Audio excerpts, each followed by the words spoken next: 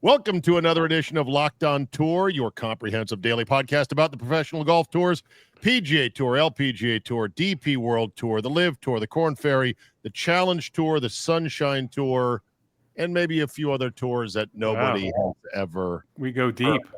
Exactly. Yikes. Say hello to the crew, John Ronis, who is the director of golf at Beacon Hill Golf Course in Leesburg, Virginia. How are you, my friend? A little under the weather today. I am spectacular. No, I'm all right. I'll fight through. You're all right. 'Tis the season. John Gould, the executive director of the Mid-Atlantic PGA, wrapping up the end of the season in the Mid-Atlantic, correct? Yep. It's a long one. We usually go through mid-November, so we're just now finishing up the season and into planning season, budgets and that sort of thing. Always fun. All right. So we have wrapped up the PGA Tour for 2025 as the RSM McGladrey Classic came to a conclusion with Sami Välimäki as your winner. I'm glad you pronounced it. I know. I my finish is 50-50 basically. But there you go. It unlocks a treasure trove of benefits for good old Sami Välimäki, and it wraps up the regular schedule of the PGA Tour. Now, there's some silly season events. The players are now released to go play wherever they want between now and the start of next year.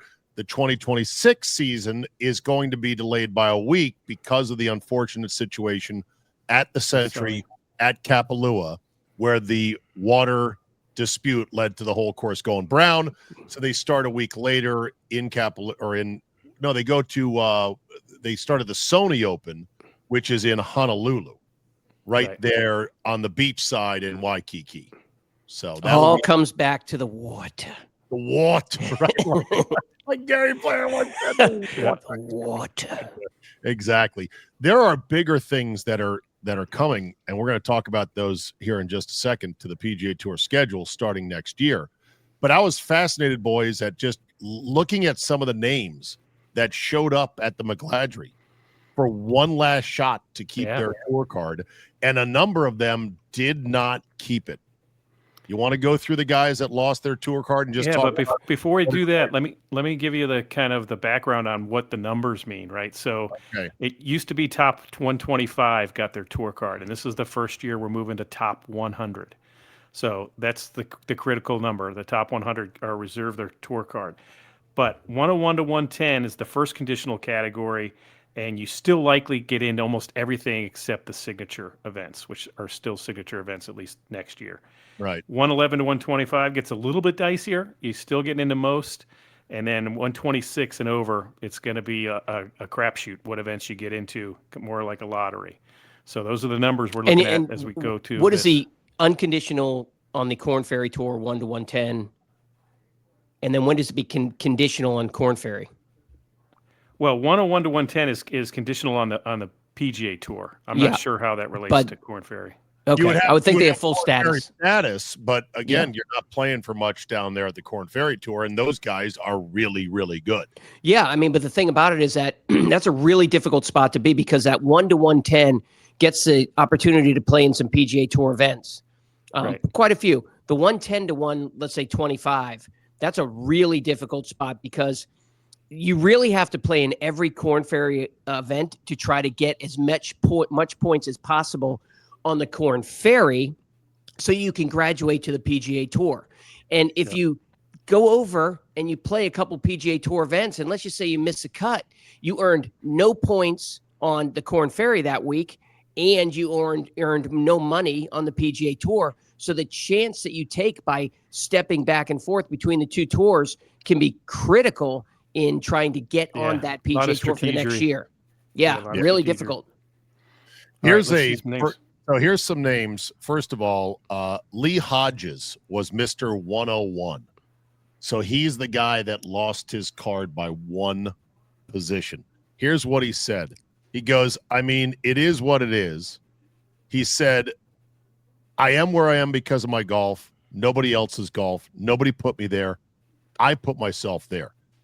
I have no pity because you played it. You know what I mean? You played every shot this year, he said. But what are you going to do now? He said, I was telling my wife the other day, I'm from Ardmore, Alabama. I'm playing on the PGA Tour for 4 years. I have a win. God, don't put a gun on my head and say, what tour event did Lee That Hodges would be win? a tough pull. No idea. I'd be gone if that was the case. Yeah. He said, like, no one would have ever given me that when I was 10 years old. I want to obviously keep it going. I'd love to add more to my resume, but it's an awesome ride so far. And I don't think it's over yet, but I'm excited to see where it goes. This is the struggle of dozens and dozens and maybe hundreds of world-class players who fall off the increasingly narrow ledge that has become the PGA Tour. Ronis, you got to love that attitude. Yeah, I do love that attitude, but I also am still disappointed with the contraction to 100 versus a 125. I just think, especially in this day and age when the top players only play in the elevated events and maybe a couple others, I really think that we need to generate future stars, which really, if we look at the top, especially with Scotty Scheffler, I think Xander Schauffele as well, those came up through the ranks and they were those future stars at one point. You know, Rory was a superstar relatively quickly when he was young, but these guys did come up through the ranks. And I think we just took away 25 chances to do that. So I am disappointed in that. And I think there's some gripe. And I do wonder, John, if it gets stale, especially at the top, if that will change. Well, I don't know if it'll get stale. The guys that are in the top 100 are going to have to stay top 100, and the game is fickle. They will fall out. I don't think there's any guarantees they're going to stay top 100. But let's hold that discussion for what we're going to talk about next, which is the new tour schedule in 2027 that is being rumored and talked about because Harris English let some of the cat out of the bag last week on this. So Matt Wallace is 103. Let me just finish on Hodges, though. Yeah, that attitude, the non-victim attitude that, hey, it was all me. It had nothing to do with how I got screwed by the number going from 125 to 100. It's going to be so helpful. I predict he's going to make it next year just based off of that. Yeah, no, that's a good attitude to have.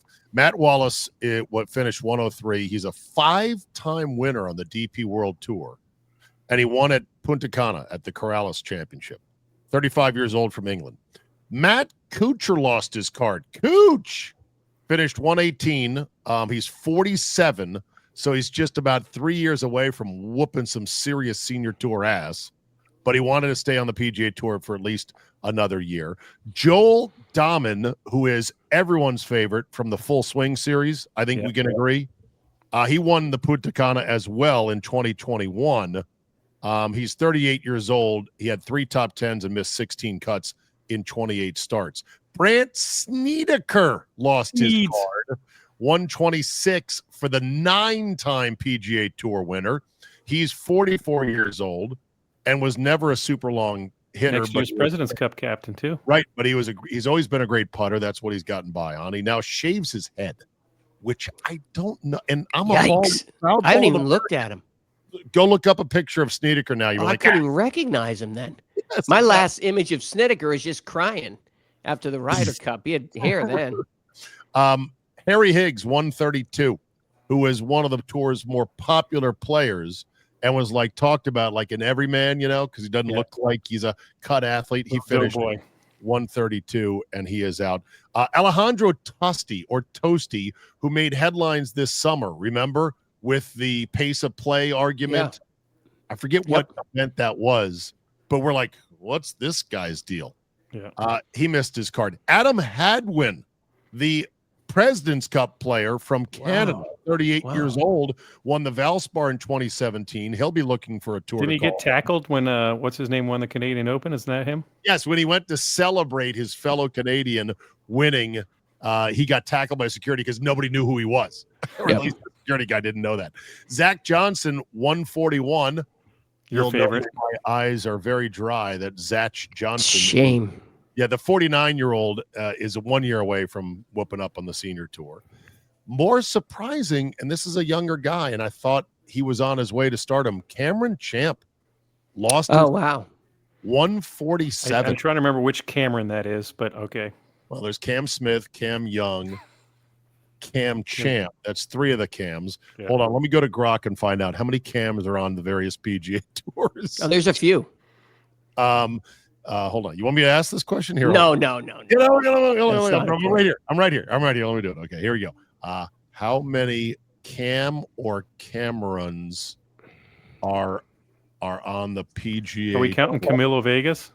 No, he lost. That's a good question, John. Camilo Villegas. He's a Cam. He could be a Cam. He could, short. You know what? There's only 3, and one of them. Well, there's Cam Smith. He's on the live. Yeah. Remember? And he hasn't, by the way, done jack all. Diddly. Why would you get paid? See you later. Just What do you goes want? fishing down in Jacksonville every day. Well, how about have some pride? How about have some love of the game? Ask Ronan? Dustin Johnson the same question. No, too What? hard. Game's too hard. Way No, hard. Look at dashed these it guys in. grinding Their away skill to keep got 'em their to check. job. Their skill got him the check. That was I enough. know. These guys are just grinding to keep their job. 38 years old. You know, you think about it, though, at 38 years old, you would be retiring after a great career in other sports. So here's your definitive catalog of Cams. The Cams you need to know. You ready? Cam Ready. Smith, a.k.a. Joe Dirt, your college weed dealer with That's long right. hair. He's Right. on and the thin mustache. He's on the live tour, not doing anything, but making tons of money. Mhm. Cam Young is the breakout star from the Ryder Cup, big, thick beard. I've seen him smile twice. yeah, in- Mr. Personality. Right, in his entire Son of career. a PGA professional. Don't That's forget. right. That's right. Cam Davis is the Australian Cam, There taller, you go. square jaw, handsome, and Cameron Champ just lost his tour card. So Okay. there you go. Mm. We're square on Cams. Yeah, Cam Champ could bomb it. He still can bomb Yep. it. He's one of the longer players out there for a guy who's not physically impressive to look at. I'll never forget watching him for 3 holes out at the BMW at Caves Valley about 4 years ago now, I think. And he was having a rough go. He was one of the early guys out because I got there right away early and it was just me. So I didn't have to worry about, hey, bros, where are we going? I was Right. just being a golf nerd. And I'm like, I'm going to go follow him for 3 holes. There wasn't very much crowd. And he was miserable, Ronas. He Zabe, was so unhappy with how he was hitting it. you will never remember this, but we were doing a show from Congressional when the tournament was there. I think it was Tiger's tournament. We're walking the range. Cool, you might have been on the range. Cam Yep. Champ was warming up, and Zabe's voice is so brutally clear and loud. It And cut he, through the wind. I mean, cutting. So we're about 20 yards from where these guys are hitting, and Cam Champ was just hitting some duck hook knuckleballs. And Zabe is like, oh, that's going to be a tough day.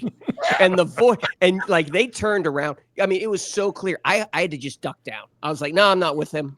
I'm This just not with him. story never happened. What are you talking It about? did happen, Zabe. Like I literally don't remember any of this. I know. Well, because it happens to you every day. But for me, I was like, oh, I'm thoroughly embarrassed. It was like I was with my dad.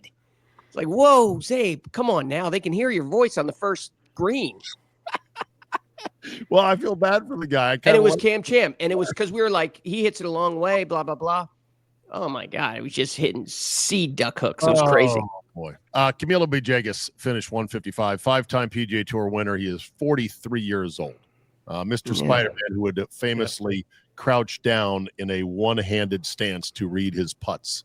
Don't know if that helped the reads, but it helped on traps and arms day for him. When it Yo, comes- he getting could, up. he had some arms. Yes. Kevin Kisner, who's only a Kiz. part-time player anymore. He's 41 years old, does TV Yep. stuff. He lost his card. And those are just some of the notables right there. Who's It's, at 98? I'd have to look that up, but I will in Oh, just okay. a second. No, Why? don't You- worry about it. I think did it's our guy- Michael. how did I our think guy- it's Michael Mikey Brennan. Brennan was 98, wasn't he? I think Michael's 98. Yep. Okay, where when we last left off, because we talked to Michael Brennan, who won out in Utah 3 events ago. How did he Mhm. finish the rest of the year? He finished like a T15, 30 something, and like last week he was 50 something. He Yeah, made made all the 3 cuts, Yep. and he went during the season. I think he went from 681 rank in the world to 36. He is in the Masters. He is? He's in the Masters. That's so Yeah. awesome. It's big deal. Are you Yeah. going as a Yes, friend of the Brennan of family? course. I'm going to the Masters and I'm going to the Players Championship. Oh my God! All right, here's his results right here. By the way, he is 98th in FedEx Cup points. Okay, good. Yep. So he made the tour 2 ways, didn't he? Won it. Yeah, he got the 2-year exemption. He made it by winning the event, but he also made the top 100. And I think that's important because I think it gets you in more tournaments or something too, right? I don't think so. I think the exemption that's why it's only 100, because you got a bunch of people getting exemptions. Like Max Homa, who was 102 or 103, has an exemption still. The key is top 60. Top 60 gets you in the signature events. That's the next goal. All right. He finished T59 at the Worldwide Technology Championship. The Butterfield Bermuda Championship, he finished T18. Did you see how crazy the wind was?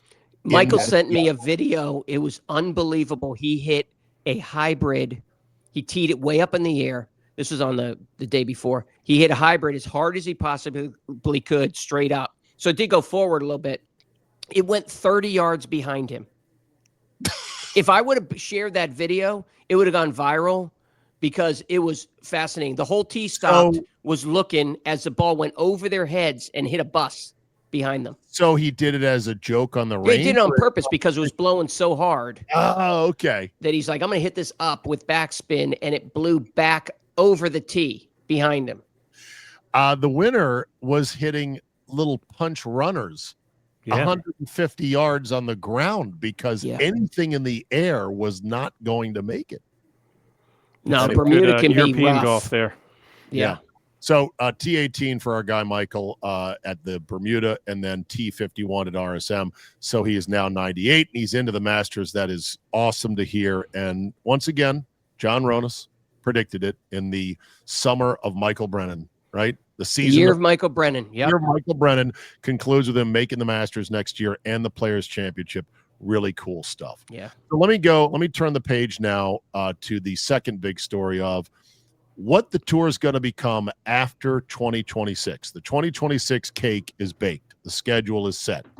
And we're not going to go through it right now, but it's more akin to the typical schedules we've had the last however many years. It's 2027 that's going to get a major facelift. And the new tour CEO, Brian Rolap, who comes over from the NFL, who believes in two things that the tour needs, which is scarcity and simplicity.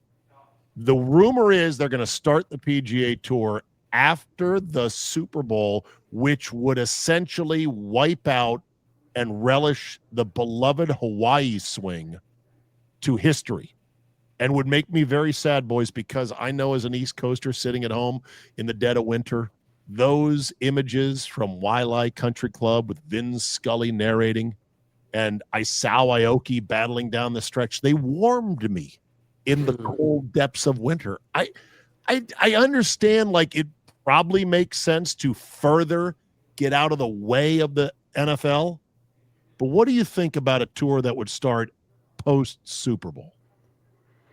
Well, I have two things to say about that. The first thing is I think we, as fans and old men, need a little warm up ourselves. We need some tournaments in, mid-January and then one in February just to get our viewing habits organized. But I really think that the players need a longer runway to get ready for the first major. And by starting in it would be the second week of February, I would guess. Is that? Yeah, that's if they don't move it back to President's Day, which they're talking about. Yeah, then you're looking at first or second week of April is the Masters. So, you're not looking at a huge runway to get these players' games organized. We saw what happened to Scottie Scheffler last year with his injury. So I think it takes a good, 4 or 5 events. And then let's face it, if you start the season later and you still have this kind of field situation, the big guys are going to play in more of those beginning events, and it just leaves less space for some of those other guys as well. So it compacts things, and I think the fans need a little bit of extra to warm up, and I think the players Interesting. I never thought about it from a runway standpoint of warming up for the first major of the Masters. Gould, what do you think about April? I don't like it, and I this Rolap NFL, he knows better than anybody how powerful the NFL is, but if we're going to wait till after they're over and then you got to finish the playoffs before they start, I mean, you've just condensed the golf season so much. We're talking, maybe like we said, late February, but you're done in August. I mean, that's a quick well, it's quicker season than we're used to. But I guess if he's looking for scarcity, that's what he's going to do. He's going to put it in a condensed But I wonder window. if scarcity turns into irrelevancy in a hurry. If it's so and short, then the it's other like, part of the missed it. equation, which Zabe hadn't brought us in yet on, but they're talking about 20 high-level events that are not signature events, right? The Right, signature goes away. The part B is that the signature stuff goes away entirely, and there's 20 tour events. That's it. 20 tour plus 4 majors. Yeah, man. And that is, boy, is that that's 6 months right there. That's that is the middle of February to the middle So of August. we don't That's it. get the stories like Michael Brennan if that happens. We just don't get that. You would. There's still going to be young players that make the tour and old guys like Kisner and Kuchar who fall off. But less they're chance if there's only 20 make it events. by winning an event, that's for sure, because they wouldn't get in. Right. Like the way the tour, and I'm going to sound like a tour shill right now, and I'm not. I swear I'm not getting paid by the PGA Tour. Although if you want to sponsor me, go ahead. The way the tour looks at it is, why do we have to provide all these world-class venues, purses, etc., television, for a bunch of guys that are non-stars? They're shrinking their overall delivery of what their product is. And if they still get the top flight corporate sponsors for at least 20 good events, which has the vast majority of the best players in there, Scotty and Rory et al., then that's a win for them. And they don't have to scramble to try to get Worldwide Technologies to pony up for the Bermuda Championship. That's their thinking. Not saying I endorse it. It's less product. I always looked at the PGA Tour like it was a Vegas buffet that was open at all hours of the night, and there was a lot of food going to waste, but it was always there for you if you were hungry. And the Bermuda Championship, the winner, and like Utah and those ones, the winner got $1 million, right? So it wasn't a $4 million check. I think there's room for the lesser purse events because I think there's smaller markets that would like to have that event, and they know they can't pony up that much for a huge event. And I think Roll-Up looks at it like, and somebody else should do those events because that's not what we want to do. He wants to tighten. Or the Corn Ferry is going to become that. That's basically what it's going to become. So the number of insanely good golfers is not going to decrease anytime soon. It's only going to get more and more with athletes playing the Just game. The opportunity is going to reduce. Right. Athletes, instruction, technology, it's only going to get better. But the chances to make a living doing it is going to shrink because the entity itself, the PGA Tour, in this sort of stalemate still with LIV, they want to tighten up their product. I don't think it'll mean significant more people. I don't think the scarcity lifts the tide of their ratings on TV much. I think it just shortens the season. So I don't know what Roll is expecting, but if he thinks a more limited product bumps their TV number up 30%, he may be disappointed. Well, and I guess there's more opportunity now for other platforms, whether it be the college golf or, maybe LPGA fills in YouTube something golf. or something, but, maybe there's just other platforms where people can get their dose of golf from, as opposed to the PGA Tour, which would just be the icing on the top of the cake every single time. Well, it'll be a great product. It will be a great product. There's no question about it. But having more world-class players that and play together is not a bad thing. Yeah, but I mean, the mentality is this. I use this all the time when I'm teaching. But look, if I have one piece of cake, I'm going to enjoy it. But if someone forces me to have 10, eventually I'm going to be sick and I'm not going to enjoy that piece of cake. So I think some people take that model in business also, that if you just get overexposed to things, that people will literally not see the good in it or not see the amazement in it. And golf at times can be unbelievable relative to other sports. Yeah. All right. We got 5 minutes left here. I want to do this on the LPGA. They just concluded their season. And the main headline is, and this is from the Associated Press, LPGA has a depth of talent. What it could use is a star. Of the 30 tournaments played on the LPGA Tour this year, fellas, care to guess how many individual winners there were? 27. 6. 29. 29 winners. I knew there hadn't been many repeats until what's-her-name just won 30 the final event. Tournaments, and equally amazing, Nelly Korda who could be, None. maybe should be their star, didn't win at all. She won 7 times in 2024, none in 2025. Of course, she had that blood clot issue with her arm, I believe it was, and so that kind of derailed it. But 5 in a row. I mean, okay. I have a theory.